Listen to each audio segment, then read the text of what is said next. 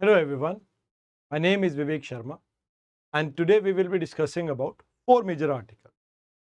In the first article we will be discussing about Operation Chakra 5, then microplastic pollution हम गोवा के अंदर बात करेंगे, एलिफेंट के नंबर्स में कुछ गिरावट आई है हम उसके बारे में डिस्कस करेंगे एंड लास्ट में मंगोलिया के साथ हम अपने रिलेशंस के बारे में बात करेंगे।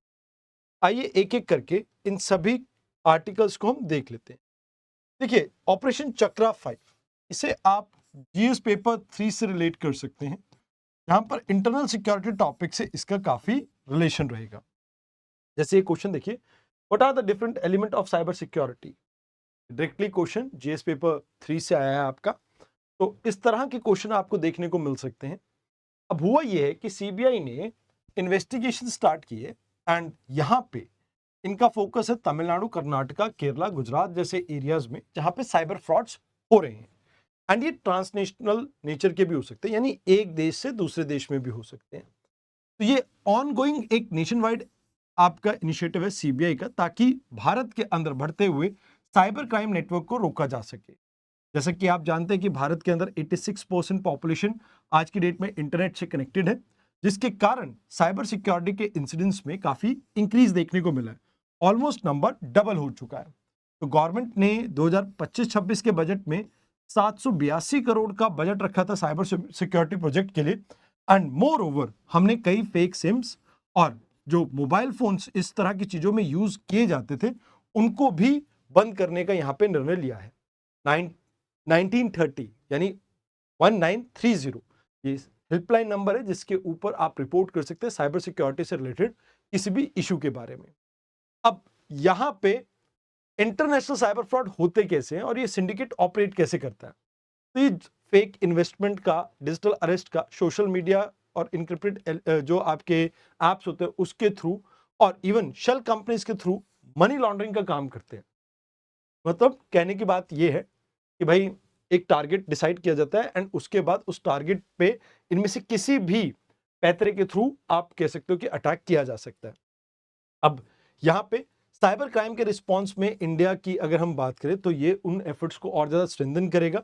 सीबीआई, I4C जो आपकी ऑर्गेनाइजेशन है एंड इंटरनेशनल एजेंसीज, इनके आपस में कॉपरेशन इंक्रीज होगा and more over cross border online crimes को हम हैंडल करने में काफी हद तक कामयाब रहेंगे एंड इसमें कहीं ना कहीं डिजिटल मनी लॉन्ड्रिंग की जो प्रॉब्लम है आप उसको भी एड्रेस कर पाएंगे।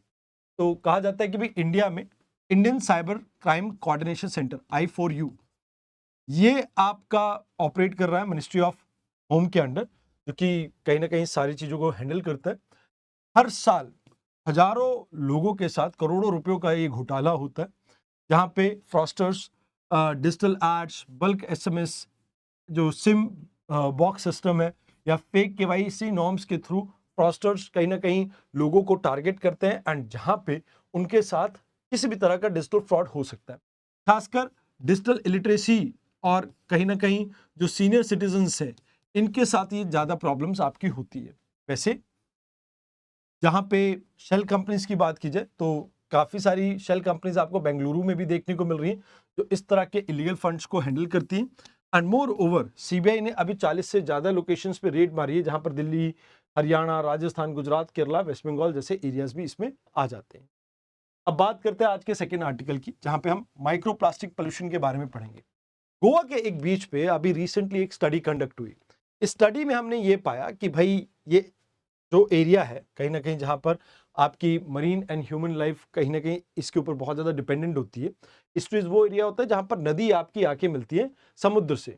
अब जब हम जहां ये मिलती है उस एरिया में बायोडाइवर्सिटी काफी अच्छी खासी होती है, बिकॉज दो इकोसिस्टम आपस में आके मिलते हैं तो ये एक इकोटोन एरिया हो जाता है और वहां पे बायोडाइवर्सिटी अच्छी खासी रहती है। तो यहां पे जब हम बात करते हैं तो इस स्टडी को कंडक्ट किया था academy of scientific and innovation research, जो कि गाजियाबाद में लोकेटेड है। और इन्होंने कहा कि बहुत सारे स्पीशीज के अंदर, यानी आप ये कह सकते हो कि लाइक 9 स्पीशीज के अंदर जो 251 आपकी फिशेज मिल रही थी, उन सभी फिशेज के अंदर किसी ना किसी लेवल तक आपको प्लास्टिक पोल्यूशन देखने को मिला है और खासकर जो बॉटम एरिया है यानी बेंथिक एरिया है वहां पे ज्यादा ये देखने को मिला है।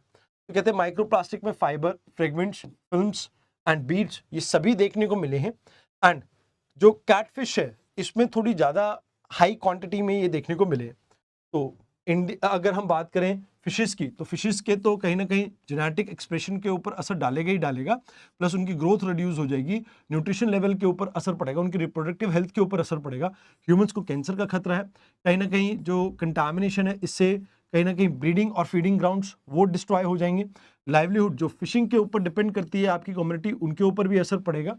तो कहीं ना कहीं अभी अगर हम बात करें तो माइक्रो प्लास्टिक इस पूरे एरिया के लिए एक बड़ी प्रॉब्लम है। अब माइक्रो प्लास्टिक क्या होते हैं? देखिए, ये वो प्लास्टिक है जिनका साइज आपका 5 से कम है। अब एक बात यहाँ पे ये आती है, जो 5 के साइज की हम बात कर रहे हैं, ये प्राइमरी सोर्स से भी आते हैं, सेकेंडरी से भी आते हैं। जो आप फेस वॉश यूज करते हैं या फेस के कोई भी प्रोडक्ट यूज करते हैं, तो उसमें माइक्रो बीड्स यूज की जाती है, वो प्राइमरी सोर्स से आ रहे हैं। बट सेकेंडरी सोर्स क्या होता है कि जैसे ये प्लास्टिक का पेन है, अब ये पेन टूट के फ्रेगमेंट हो गया, तो यहां से भी ये जनरेट हो सकता है। तो प्राइमरी और सेकेंडरी दोनों एरिया से वो आ सकते हैं, फूड चेन में एंटर कर सकते हैं, जिससे बायो मैग्निफिकेशन जैसी प्रॉब्लम आपको देखने को मिल सकती है। तो प्लास्टिक में क्योंकि ये एक टॉक्सिक सब्सटेंस है एंड एक टॉपिक से दूसरे टॉपिक लेवल में मूव कर सकते हैं, एंड खासकर बेंथिक जोन में ये ज्यादा देखने को मिलता है, बिकॉज ग्रेविटी की वजह से नीचे सेटल करता है ये। एंड जो पेलेजिक जोन है, कहीं ना कहीं ओपन वाटर, वहां पर ये थोड़ा कम देखने को मिलता है, ज्यादातर क्लोज टू द वाटर ये ज्यादा देखने को मिलता है। बट अगर फ्लोट कर रहा है तो फ्लोट करता हुआ जो प्लास्टिक है वो वहां तक भी जा सकता है। ये चीजें आपको यहाँ पे याद रखनी है। आइए अब बात करते हैं आज के थर्ड आर्टिकल की, जहां पे हम बात करेंगे एलिफेंट्स की। तो रिसेंटली एक साइन करके हमने इनिशिएटिव स्टार्ट किया, मतलब अभी तो नहीं किया, बहुत साल से कर रहे हैं। हर 4 साल पे हम हाथियों का जो आप ये कह सकते हैं कि पॉपुलेशन एस्टिमेट करते हैं, तो उसको अब नाम दिया गया साइन, यानी synchronize all India elephant estimate, that is sign. इसमें अभी ये पता लगा कि एशिया में एशियन एलिफेंट की, भारत के अंदर जो पॉपुलेशन है वो 22,000 के आसपास है, एंड जो कि पहले से 17% आपकी कम हो गई है।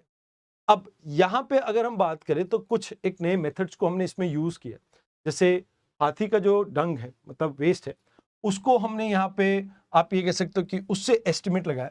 20,000 से ज्यादा डंग सैंपल से हमने 4,000 से ज्यादा यूनिक एलिफेंट का पता लगाया, and more over ground based सर्वे भी हमने इसमें कंडक्ट किए। तो कुछ नई मेथड्स यूज किए, तो हो सकता है डिस्क्रिपेंसी उसमें भी आई हो। बट इंडिया में 22,000 एलिफेंट्स आपको देखने को मिलते हैं, जिसमें वेस्टर्न घाट में सबसे ज्यादा, नॉर्थ ईस्ट और ब्रह्मपुत्र रिवर में second number, then Shivalik range में आपके जो एरिया है उसमें 2,000 के करीब, एंड सेंट्रल इंडिया में तकरीबन 2,000 से थोड़ा कम आपको हाथी देखने को मिलते हैं। सबसे ज्यादा कर्नाटका में, then Assam, followed by Tamil Nadu, Kerala, Uttarakhand and Orissa.